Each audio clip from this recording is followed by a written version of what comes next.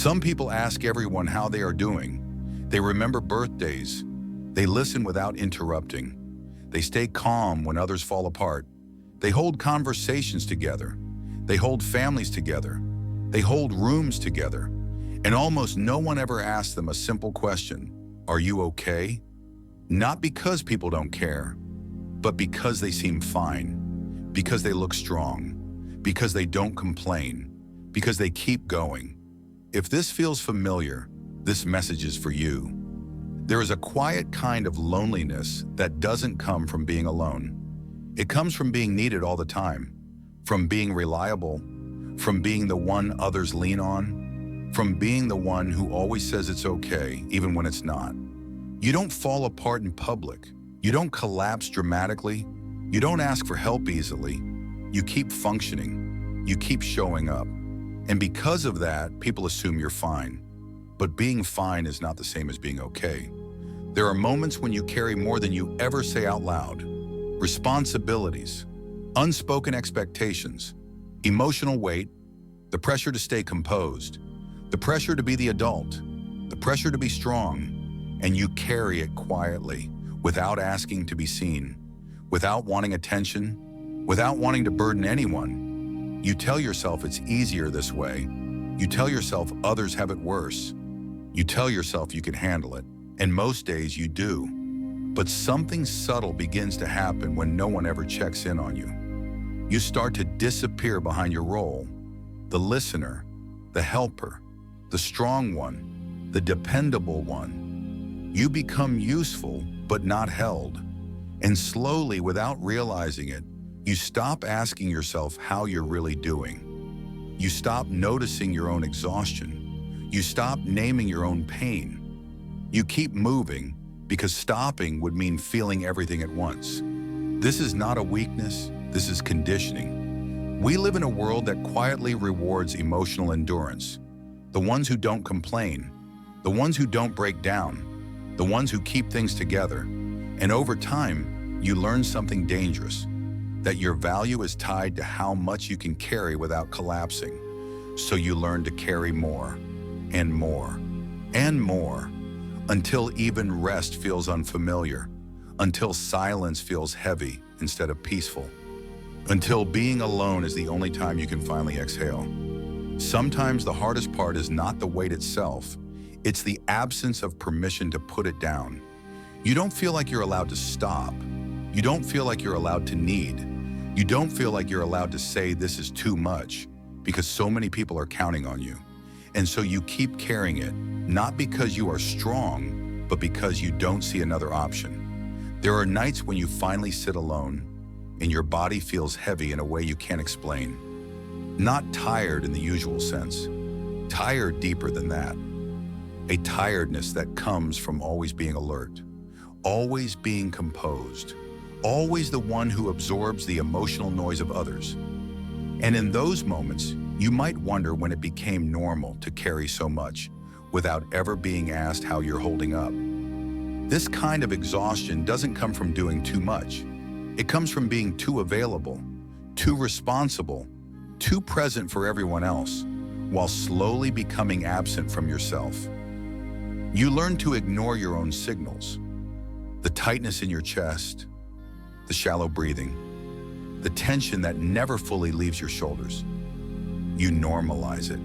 You adapt to it. And adaptation, over time, becomes invisible. In the teachings of the Buddha, there is a simple but often misunderstood truth. Suffering does not always come from pain itself. It often comes from holding, from clinging, from believing we must remain a certain way to be accepted. Strength becomes a mask. Composure becomes armor. And armor worn too long becomes heavy. There is a reason the Buddha did not glorify endless endurance. He spoke of balance, awareness, knowing when to act and knowing when to soften. This is the part no one talks about. How exhausting it is to always be the one who holds it together. How lonely it feels when your pain doesn't have a place to land. How heavy it becomes when your strength is assumed, not chosen. You don't need someone to fix you. You don't need advice. You don't need solutions. What you need is recognition, a moment where someone looks at you and says, without expectation, without urgency, without judgment, I see you. And here is something simple you can practice, rooted in Buddhist understanding. It doesn't require silence. It doesn't require the time you don't have. It takes one breath, that's all. When you notice that familiar heaviness, pause for a single breath and gently ask yourself one question. What am I feeling right now without fixing it? Not why, not how to change it, just what is here. As you breathe in, notice where the weight lives, the chest, the shoulders, the jaw, the stomach. As you breathe out, don't try to release it, just allow it to be noticed. In Buddhist practice, this is called turning awareness inward, and it changes something subtle but important. You stop caring unconsciously. You start caring with awareness. This does not make the weight disappear, but it prevents it from turning into suffering, because suffering grows when experience is ignored. Quiet presence interrupts that process. One honest breath can be enough to remind you that you are not only the one who holds everything together, you are also the one who is allowed to feel. You don't need to do this all the time, just once in a while, especially in moments when no one asks if you're okay. Let that moment be the question, and let your breath be the answer. Being strong does not mean being closed. It does not mean being silent. It does not mean carrying everything forever. This is what true strength is: flexibility, the ability to bend without breaking, the willingness to feel without collapsing, the courage to admit quietly that you are human. There is a reason compassion comes before discipline. Without compassion, discipline becomes punishment. And many of us have been punishing ourselves in the name of strength.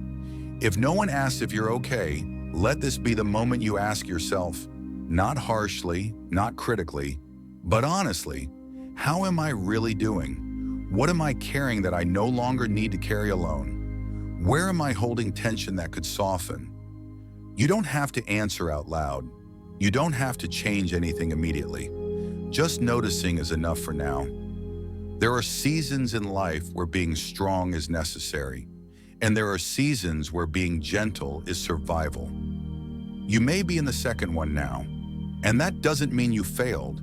It means you've been strong for a long time. The lotus does not bloom despite the mud. It blooms because of it. But even the lotus does not push endlessly. It opens when conditions allow. You don't have to bloom today. You don't have to explain yourself. You don't have to prove your resilience. You are allowed to be held too.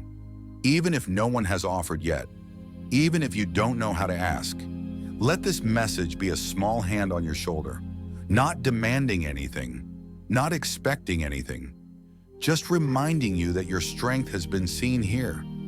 And if no one asks if you're okay today, let it be enough that you pause long enough to listen, that you allowed this moment to exist, that you didn't rush past your own humanity.